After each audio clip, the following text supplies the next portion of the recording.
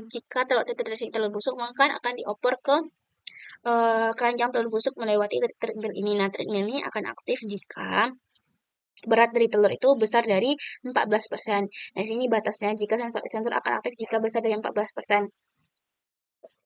Di sini kita menggunakan rangkaian detektor non-inverting.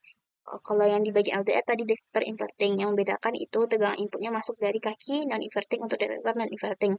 Nah, ketika sensor ini aktif, maka tegangan outputnya itu akan masuk ke kaki non-inverting. Nah, di sini V inputnya itu sebesar 2,62 volts dan V inputnya itu sebesar 2,5 volt. Nah, V inputnya itu, VRF-nya itu, V referensi, kaki invertingnya itu dihubungkan dengan potentiometer yang berguna atau berfungsi untuk mengatur hambatan yang sehingga didapatkanlah tegangan yang diinginkan yaitu VRF ini. Nah, motor penggerak treadmill kita ini akan aktif jika V inputnya itu besar dari VRF. V inputnya itu besar dari VRF, maka nilai V output itu akan bernilai positif yang kemudian dapat mengaktifkan relay sehingga motornya itu akan bergerak. Namun jika V inputnya itu kecil dari VRF, itu V outputnya akan bernilai negatif sehingga tidak akan bisa mengaktifkan relay yang pada akhirnya tidak bisa menggerakkan motor penggerak treadmill ini.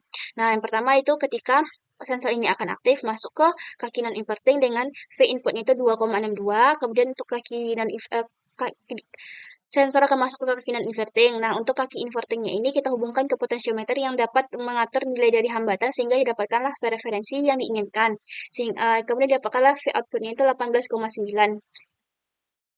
Nah, di sini 18,9 ini didapatkan dari untuk V output kan sama dengan AOL dikali dengan V input dikurang VRF. Nah, nilai dari V output ini akan melebihi dari nilai plus minus VSAT-nya. Nah, sehingga V output ini didapatkan dari plus minus VSAT ini, VSAT ini kita kurangi dengan 2 atau dikurangi dengan 1 sehingga dapatkanlah V output itu 18,9 volts. Kemudian diumpankan ke R16 dapatkanlah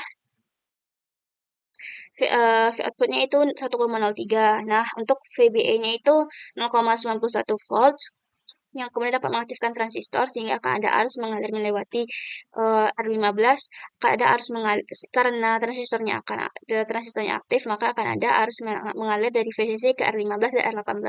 Yang pertama itu ke R15, kemudian itu akan mengalir ke coil yang ada pada relay, ke kaki konektor, ke kaki emitor, kemudian ke R21 baru ke ground. Nah, sini kita menggunakan transistornya itu emitter stabilized bias. Kemudian itu VCC juga akan mengalir, arus dari VCC akan mengalir ke R18, ke base, ke emitter, kemudian ke R21 baru ke ground. Nah, karena ada arus yang mengalir melewati relay, maka relay akan aktif dengan ditandai berpindahnya relay dari kanan ke kiri yang menyebabkan ada arus mengalir melewati baterai, kemudian menyebabkan motor penggerak treadmillnya akan aktif.